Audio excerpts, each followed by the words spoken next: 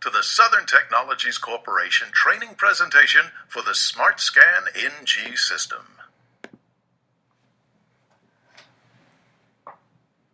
Southern Technologies is located in Chattanooga, Tennessee. We have occupied this facility since 1990. STC has been serving the rail industry for more than 40 years. We service all Class 1 railroads and many short-line railroads, both in the United States and in 9 foreign countries. This training presentation provides a basic understanding of the SmartSCAN NG hotbox detector, installation, operation, and troubleshooting. This training presentation surveys the system in 2 main parts: the track hardware and the system electronics in the bungalow. The system electronics overview is followed by a closer look at the individual circuit boards that make up the NG system. Then we will examine system operation. And finally, we'll conclude this presentation with descriptions of some of the reports the NG system provides. We begin with the track hardware. This slide illustrates the main purpose of the hotbox detector. The goal is to scan each bearing as it passes, comparing the reading to a preset alarm limit. Note the 2 angles depicted on the slide, each marked in red. The beam points at the inside of the bearing at a spot about 1 1/4 inches wide and 3 1/2 inches long. The bearing scanner beams out at a 45-degree angle at a bearing positioned between the gating transducers. Similar to the bearing scanner, the hot wheel scanner samples heat on each passing wheel and makes a comparison to a preset alarm limit. The scan line of the hot wheel scanner is about 3 1/2 inches above the crown of the rail. Here is a photograph of a typical site layout. There are 2 bearing scanners, 2 transducers, a paddle-type dragger, and track circuit connections. This photo provides a different view. Again, notice the position of the equipment. This slide shows a typical site layout. The layout shows 2 bearing scanners, 2 hot wheel scanners, 4 transducers, 2 gating and 2 advance, and a bungalow. Each bungalow should be properly grounded using recommended 8-foot ground rods at each corner of the bungalow with 6-gauge copper connected directly to the bungalow. Here is the bearing scanner module and mount. The scanner mount is made of Z812 zinc, which is very rugged and does not rust. It is designed to operate in the harsh rail environment. The mount is electrically and mechanically isolated from the rail through the 4 shock mounts. One caution should be made at this point. There is a label on top of the scanner mount that says, "Do not exceed 50 foot-pounds of torque on 1-inch nut." Over-torquing the nuts could cause the cast clamp to break. 50 foot-pounds is more than enough torque to ensure the scanner mount stays tight on the rail. Next, here we see the hot wheel scanner and mount. Notice that the hot wheel scanner has a lot in common with the bearing scanner we just discussed.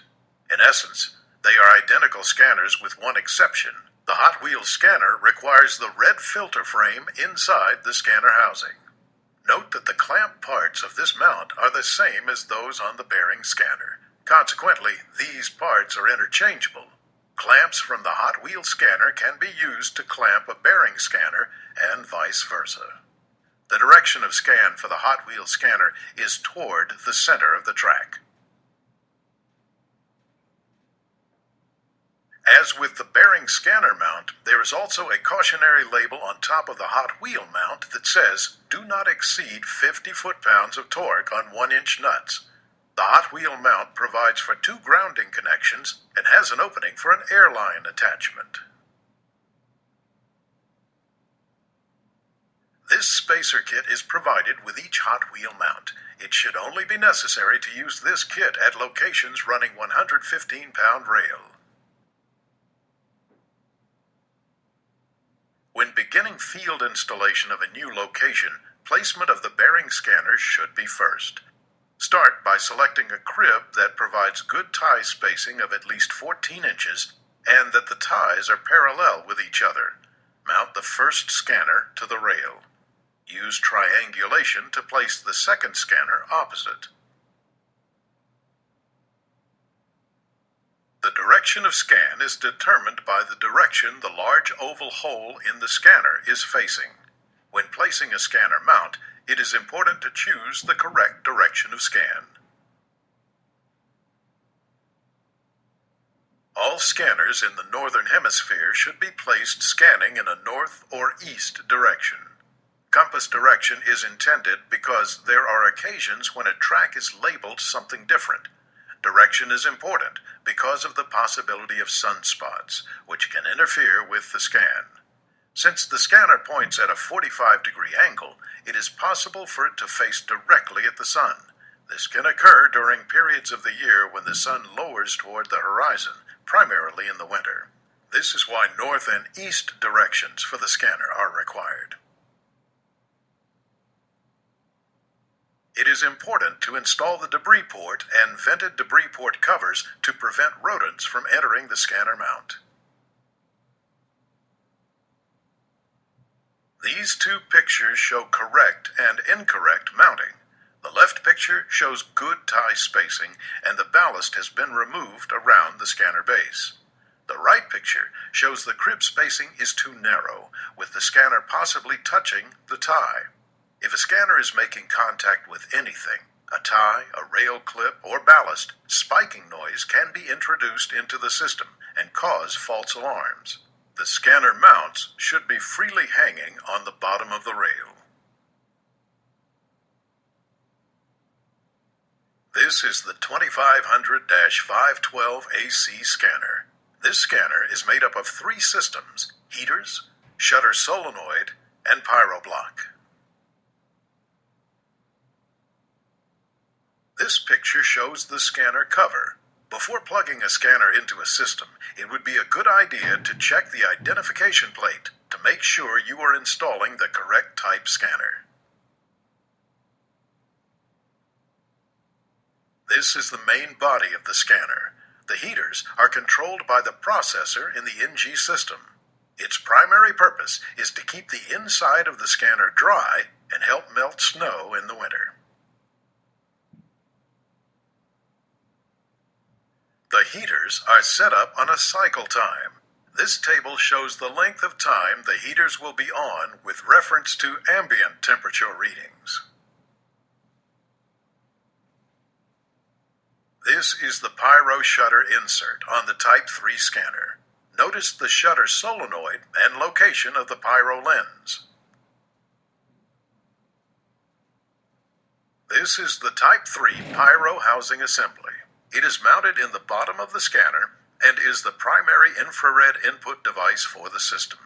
The pyro assembly consists of 2 small circuit boards potted into an aluminum cylinder. The pyro board contains the pyroelectric device, amplifier, and a sky shot circuit. The device is AC coupled and responds to rapid changes in temperature from a baseline. The baseline is established from the temperature the device reads on the bottom of passing cars.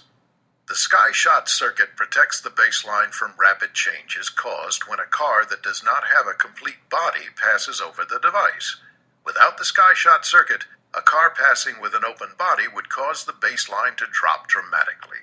Consequently, the very next bearing would appear to be extremely hot, resulting in a hot box alarm. Notice that, like the rail mount, the pyro assembly has shock mounts attached to it. This allows shock absorption from many different planes and keeps the pyro assembly very quiet, even in a high vibration environment. There are 2 screws in the sides of the pyro assembly. These screws are set at the factory and should not be adjusted in the field. A periodic cleaning of the lens is the only maintenance required on the pyro block. Cleaning is recommended about every 30 days.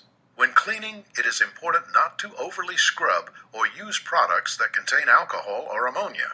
This can cause the coatings on the lens to be compromised. The Pyro assembly has a removable lens cap.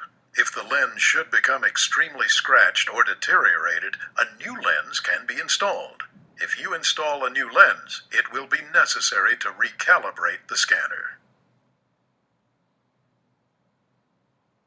The shutter solenoid mechanism performs two functions, keeping debris out of the scanner and post-train integrity testing. As a train enters a location, the shutter door opens. The resistive heaters will begin to heat when the shutter is activated.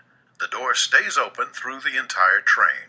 After the train has passed, the shutter door closes and the system samples the heat from the shutter resistor. This sample is compared to a preset limit. If the resistor sample exceeds the limit, the integrity test is passed. If it is below the limit, the system will call it a cold resistor.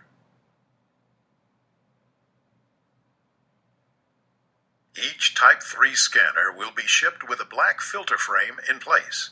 If the scanner is going to be used as a hot wheel, we will supply a red filter frame in a separate bag. Whether you use the black or red frames, it is important to note that in order to calibrate a scanner, the black frame must be in place. A periodic cleaning of the filter lens is necessary. STC has supplied a lens cleaning kit that contains soft patches and lens cleaning fluid. Cleaning is recommended about every 30 days. Cleaning fluids that contain ammonia and high percentages of alcohol should be avoided. These are the NG scanner cables. The cables can be purchased in any length. Our standard cables come in 65 feet, 100 feet, and 130 feet. Each cable comes complete with connectors on both ends that have been potted in a polyurethane compound.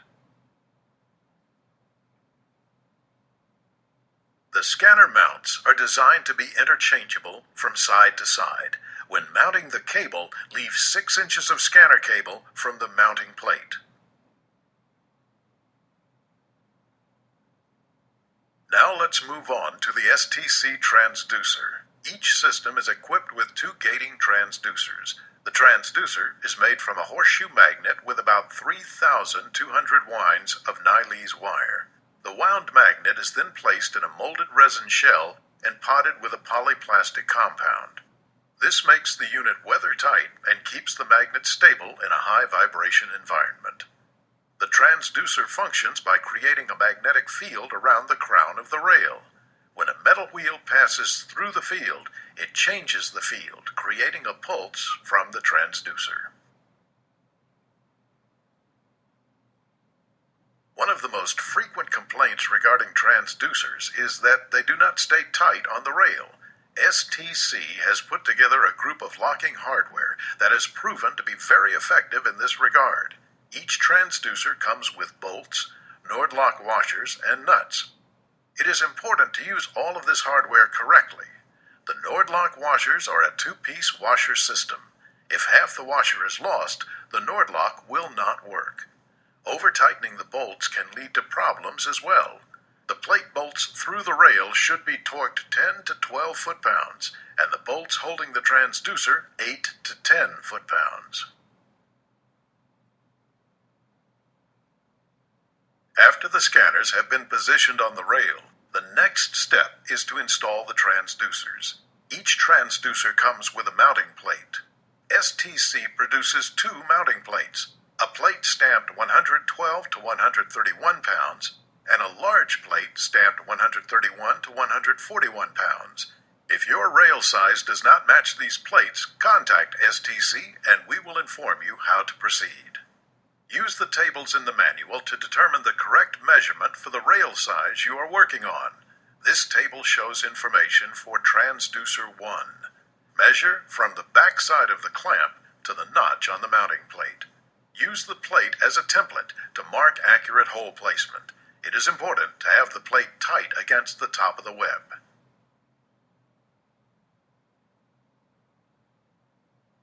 This table indicates the information for transducer 2. This slide illustrates the typical site layout for an AEI system. Some locations may have an AEI system integrated with the NG system. Adding AEI to a location involves installing the towers and antennas, running the RF cables to the bungalow, and installing the AEI interface in the bungalow. We will discuss more about AEI later in this presentation. The purpose of an AEI system is to read the tags on a car and pass this information onto the NG system. The NG will match the tag data with the train data for a complete report. The 2300-775 AEI interface connects to the NG through the DB9 plug and a null modem cable. This package contains the transcore board set, AI1200 reader, and AI2200 RF module. Supply voltage for each unit is 12 volts DC. The indicator lights will show power, antenna 1, antenna 2, and RF lock. The RF lock light indicates that the antenna is locked onto a tag. RF0 and RF1 indicate power to the antenna, and PWR is line power, that's 12 volts plus DC. All of the setup parameters have been taken care of by STC. The null modem cable will be plugged into one of the COM ports on the NG system, and the AEI must be turned on in the equipment menu of the NG system.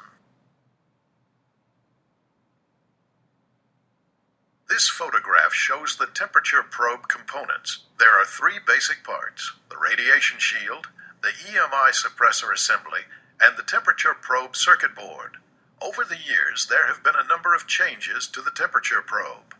The EMI suppressor assembly, along with the metal ring on the bottom of the shield, reduce the possibility of RF interference getting into the system. The circuit boards are also now potted in a polyurethane compound to make them better weather resistant. The probe provides temperature for three functions of the system. It provides the temperature for the heater cycle in the scanner, shows the temperature on reports, and provides the temperature for voice transmissions. It is not, however, the reference for the scanners. Clearly, there are a number of potentiometers on the temperature probe board. These pots are used for calibration at the factory. There is nothing field serviceable on the temp probe board. If the temp probe board fails, it usually goes to one of its max temperatures, -40 degrees or positive 149 degrees Fahrenheit. If this occurs, the only option is to change the temperature probe. This slide shows the connections to a battery charger powered by line AC. The charger should be set at 14 volts DC when using the supplied Delco S2000 battery. To ensure proper charging, make sure the temp probe from the charger is connected to the battery minus. Now we turn to the bungalow and consider the system electronics.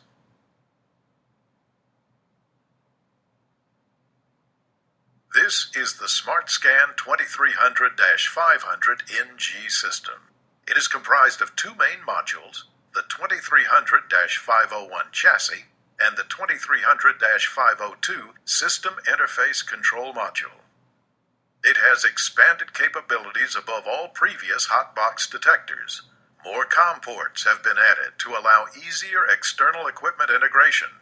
Additional surge protection has been added on each incoming line, and a smaller physical package to fit into any bungalow or signal case, just to name a few. When the system interface module is removed, the component in the upper chassis will be exposed. This circuit board is the interconnect board. It is the primary connection point between the track-mounted equipment and the system in the bungalow. This is the voice speaker mounted on top of the NG chassis. It will announce all of the voice messages in the bungalow that will be heard on the radio. There is a volume switch located on the right side. Whether the system you are working with has 2 or 4 scanners, bearing and hot wheel, all of the shutters and heaters are controlled by 2 heavy-duty solid-state relays. The top relay is DC and controls the shutters. The bottom relay is AC and controls the heaters. The heaters are set up on a timed cycle from the processor that we discussed earlier. The cycle will vary by the reading received from the temperature probe. The scanner connectors are mounted to the bottom of the chassis. The 4 scanner connections are identical, so it's important to make sure that you plug your scanners into the correct connector. The easiest way to tell if they are not in the correct position is during AutoCal. When the laptop says it found heat on a scanner, make sure the label in AutoCal matches the scanner on the track with the heat source on it. To improve the surge protection of the system, the NG system has a built-in Faraday cage. Each line coming in from the track goes through a universal transient barrier, or UTB. This includes the transducers, track circuit wires, auxiliary alarms, telephone line, and temperature probe.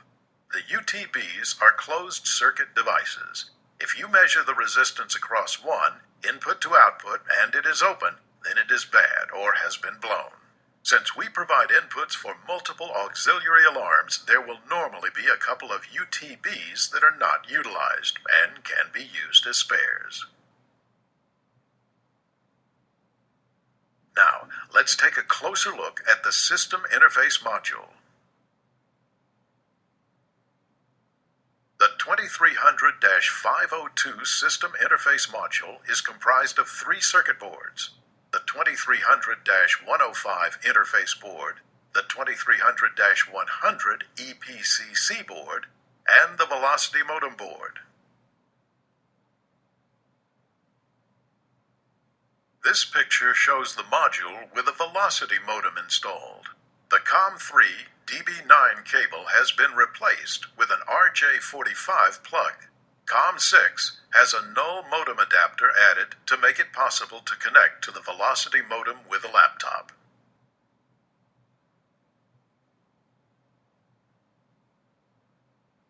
This interface board contains the COM port circuits, the speech data chips, input filtering for all the input equipment, and potentiometers to adjust the audio level to the radio and the DTMF level.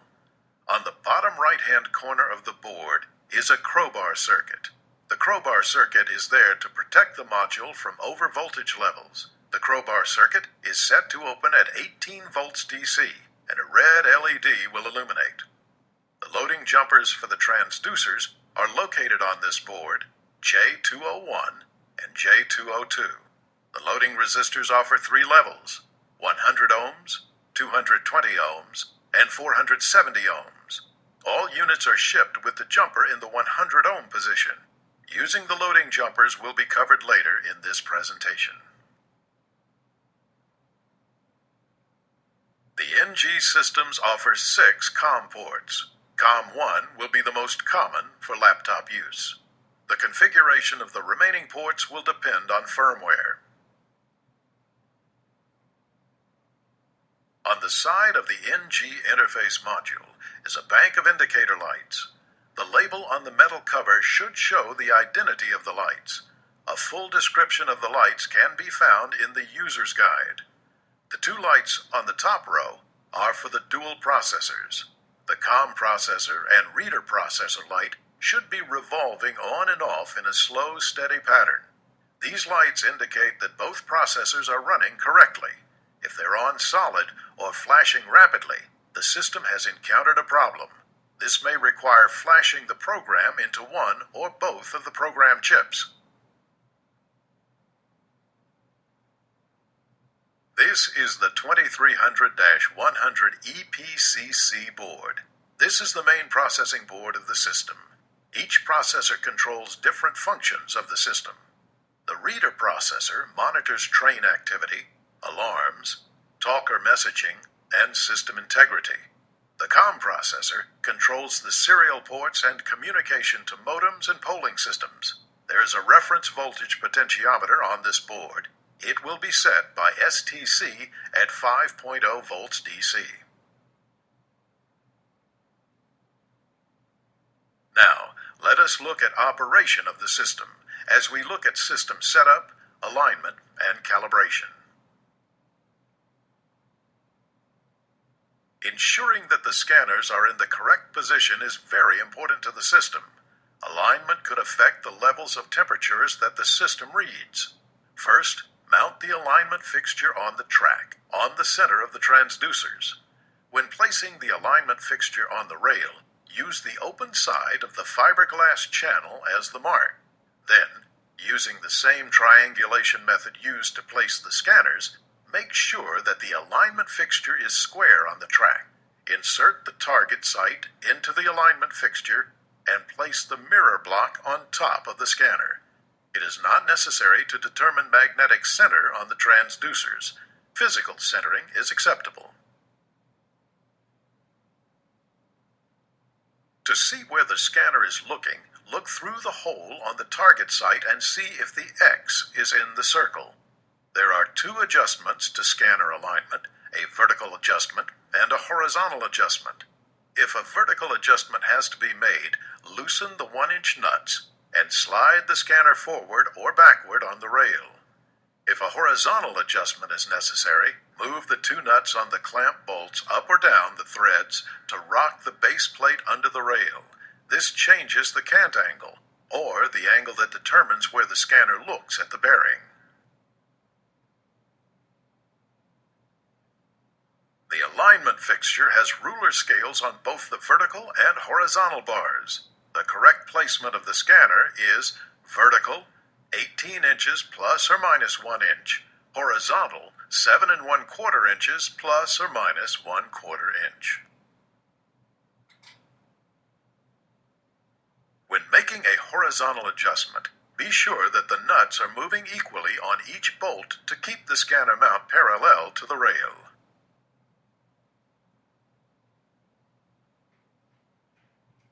Wheel scanner alignment is very simple.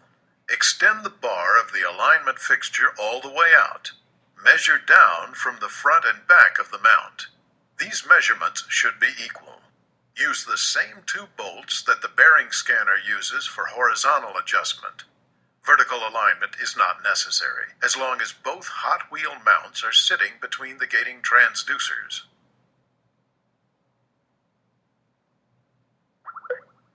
Each alignment fixture comes with a transducer height bracket attached. This bracket is long enough to make sure the transducer is not tilted on the rail. To adjust, loosen the transducer nuts and pull the transducer up in contact with the bracket. Tighten the nuts. This should put the transducer at approximately 1 5/8 of an inch below the crown of the rail. Do the same to all of the transducers at this site. Be careful not to over-tighten the transducers. If your alignment fixture does not have the height bracket, measure down from the crown of the rail and set the transducer to 1 5/8 of an inch below the crown of the rail. The 2100 810 NG heat source is designed to calibrate hot box detectors in all types of weather conditions. It can operate from well below zero to well over 110 degrees Fahrenheit. It is important to make certain the filter frames in the scanners have been cleaned before calibrating. Select the desired temperature, plug it in, and wait for about 10 minutes for it to come to temperature. The temperature has been reached when the needle in the window stabilizes in the center. Place the heat source on the scanner and you're ready to calibrate. The power cord from the heat source should be toward the front of the scanner to indicate the heat source is mounted correctly. The NG heat source has a bracket mounted to the bottom of the unit that will allow the heat source to set directly on top of the scanner. To place on the scanner, slide the heat source from the back of the scanner forward until it stops. This will provide correct placement of the heat source. The scanner is now ready for calibration. In extreme temperatures, whether hot or cold, always make sure the heat source is at the proper temperature level before starting AutoCal. The 2300-970 scanner breakout box is designed to be connected between the scanner and the detector to facilitate measurement of scanner signals. With the supplied adapter cable, the breakout box can be connected at the detector end or the scanner end of the scanner cable. To communicate with the system, a laptop running a terminal program set at the correct baud rate is necessary. The baud rate from the factory is 19,208/1 with no flow control. If you're using a laptop with Windows 7, the terminal program TerraTerm version 4.69 will work with either the 32-bit or 64-bit Windows. Press Escape and the main menu appears on the screen. All information and functions begin with this main menu. To access the reports, select the corresponding letter with a desired report. We will look at some of the reports in more detail in a moment. This is the Setup menu. The Setup places the system in the right parameters for train scanning and alarm monitoring.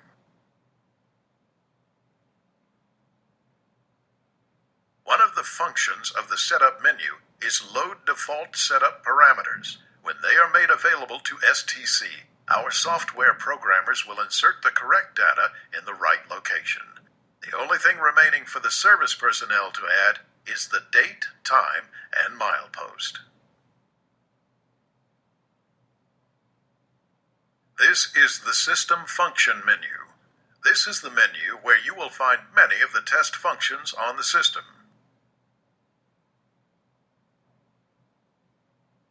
In order to run a calibration, the heat source should be up to temperature and placed on a scanner. Then select the System Function menu and AutoCal. This system will complete the AutoCal unattended. It is a good idea to watch the AutoCal a few times to see what takes place and what temperature it starts out at and the pot settings. This will help with troubleshooting scanners in the future. In this final section, we turn to several of the many different reports the SmartSCAN NG system can provide, and demonstrate how to analyze some of the data to assist with troubleshooting. This first slide is a train summary report. The top of the report is referred to as the header. It contains summary information about the location, software versions, and alarm limits. The first three columns provide a sequential index number, the date, and the time each train passed through the location. The next two columns of interest to us are the TO1 and TO2 columns. These numbers reflect wheels passing over each of the gating transducers. Since all of the wheels pass over each transducer, these numbers should be equal. If they are off by more than 10, an integrity failure will be announced. Before changing anything in the setup or software, it is important to always check the physical condition of the hardware on the track. This goes for scanners, gating transducers, and advanced transducers. The transducer hardware should be tight and the height set to 1 5/8 inches below the crown of the rail, or use the transducer gauge on the alignment fixture to set the height. After checking the physical condition of the gating transducers, it may be necessary to adjust the loading. The loading increases or decreases the sensitivity of the transducers. When reading the information from the train summary report, the transducer that has lower count is usually the one that needs adjusting. The loading is controlled by jumpers and resistors that are in parallel to the transducer. The jumpers J201 and J202 are located on the System Interface Control Module.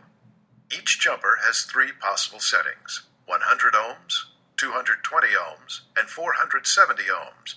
Increasing the resistance increases the sensitivity of the transducer. If a miscount is still occurring, an additional adjustment can be made.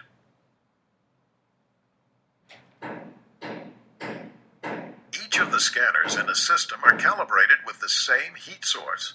Because of this, the average temperatures from the scanners should run very close to each other. In the columns labeled Average Rail East, West, these temperatures should be within 5 degrees of each other. If they're off, another recalibration and checking of the alignment is in order. The same heat average is true for the hot wheel scanners. These temperatures should be within 10 degrees of each other. If they are not, alignment and calibration should be checked. Make sure to switch the red filter for the black filter in the hot wheel scanner before calibration. Always replace the red filter in the hot wheel scanner before leaving the location.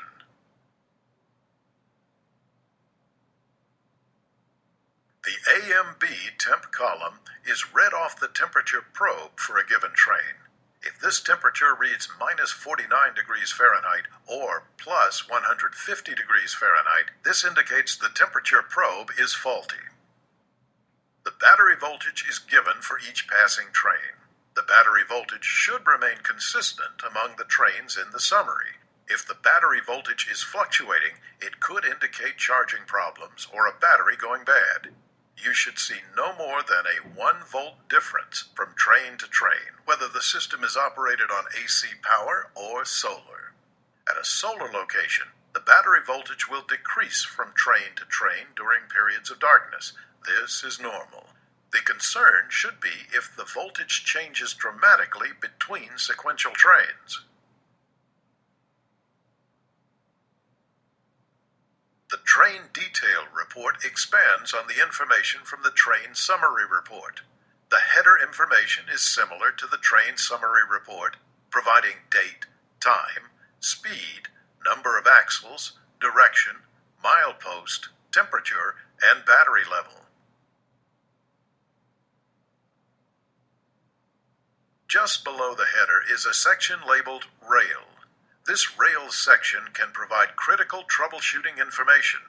This gives the maximum temperature each scanner saw for this train, the average of each scanner for the entire train, and the integrity resistor values for each scanner. To determine if the train passed the post-train integrity test, look at the columns labeled Resistor Red and Resistor Required. If the red number exceeds the required number, the test is passed.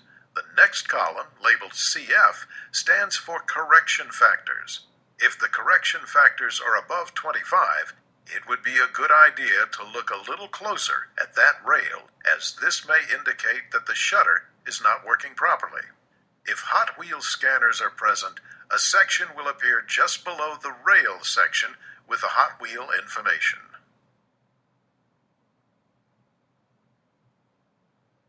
This section of the reports shows the TO1 and TO2 transducer counts.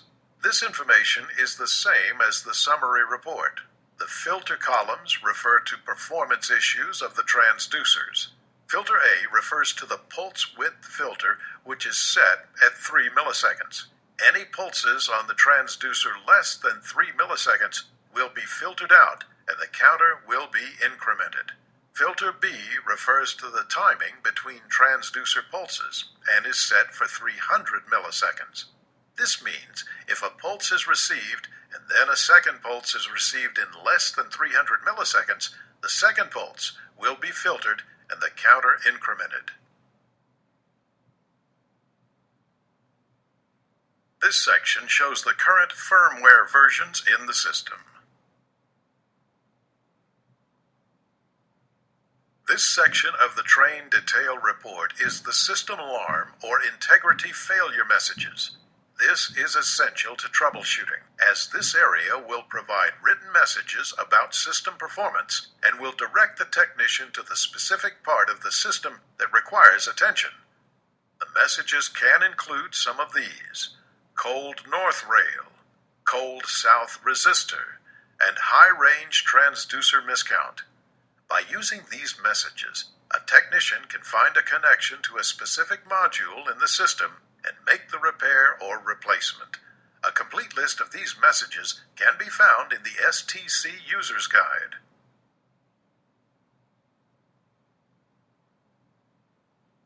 After all of the header information, this report displays axle-by-axle data. It shows the maximum temperature read by the scanner for each bearing, how long the wheel was in the transducer gate, and the timing between axles. The on and off times can be used to help troubleshoot transducer problems. The east rail and west rail columns show the actual temperature read for a given axle on the train. Each bearing on the train is sampled multiple times, and the maximum value is shown. If wheel scanners are present, the east wheel and west wheel columns will show the actual temperatures read from each passing wheel. Each wheel is sampled 48 times, and the maximum value is shown.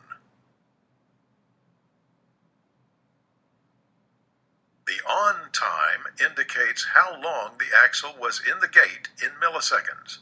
The gate is determined by the distance between the two gating transducers. By using the on time and the direction of the train, a transducer missing pulses can be identified. The on times should remain consistent throughout the entire train. The only variance is if the train is speeding up or slowing down. Whatever the change, it will change slowly. If there is a long on time, then one transducer pulsed and the second transducer missed. If the train direction is northbound, it should cross transducer TO1 first. A long on time indicates that a pulse was missed on TO2. If the report shows a number of trains with this miscount, then adjusting the loading on TO2 would be in order. The same would be true on a southbound train. It would cross TO2 first and may indicate an adjustment on TO1 is necessary. If an adjustment is necessary, jumpers J201 and J202 on the interface are the locations of the transducer's loading circuits. Increasing the jumper setting will increase the sensitivity of the transducer, and decreasing will reduce the transducer sensitivity. The PW1 and PW2 columns refer to pulse width in milliseconds. As a wheel is passing over a transducer, this is the time the wheel was over the magnet. These numbers should remain close to each other because of the speed of the train. This is the System Status Report. The System Status Report gives a complete picture of how the system is set up.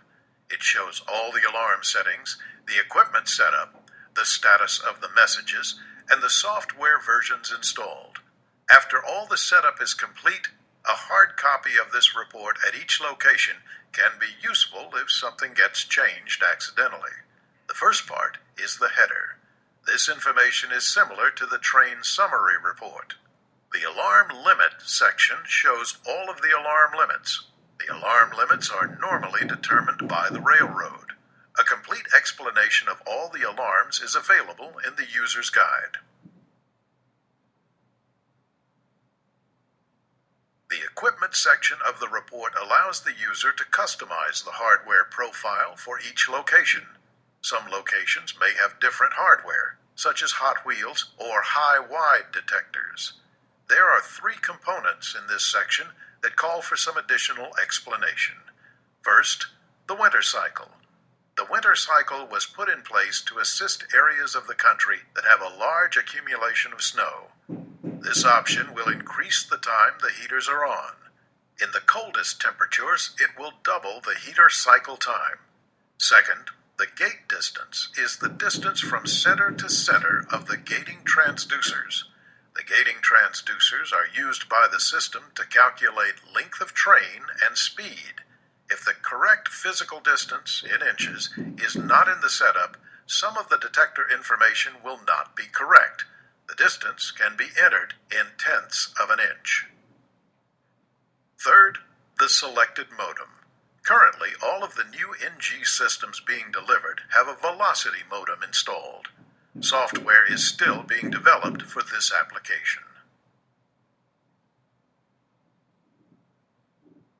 The message menu provides access to customize the speech heard from each detector site. Each system will monitor the time from its last calibration.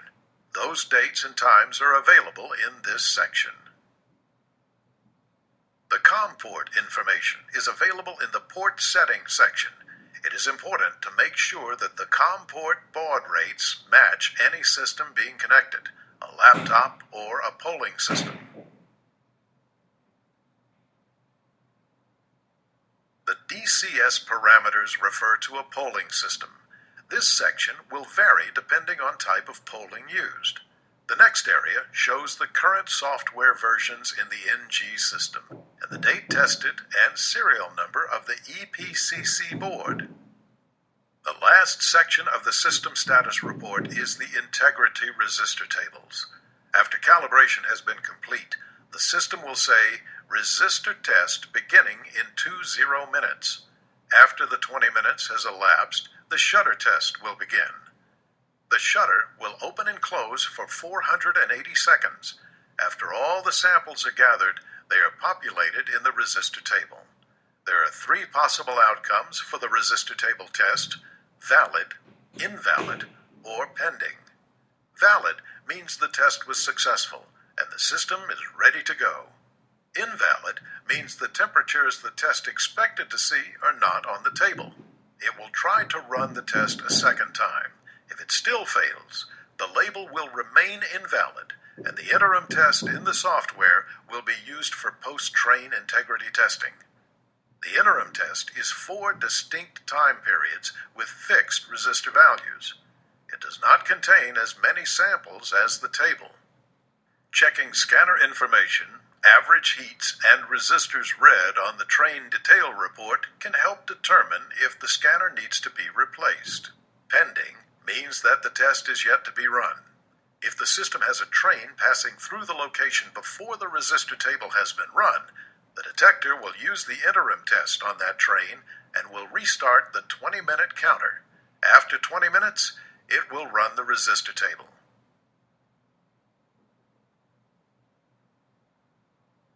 The final report is the event log. When looking at an event log, we are looking for processor resets or train data not being transferred to the polling system. This report will also provide information on train arrivals and any time the system is accessed. Thank you for viewing the Southern Technologies Corporation training presentation for the SmartSCAN NG system. We trust you have found this presentation to be useful.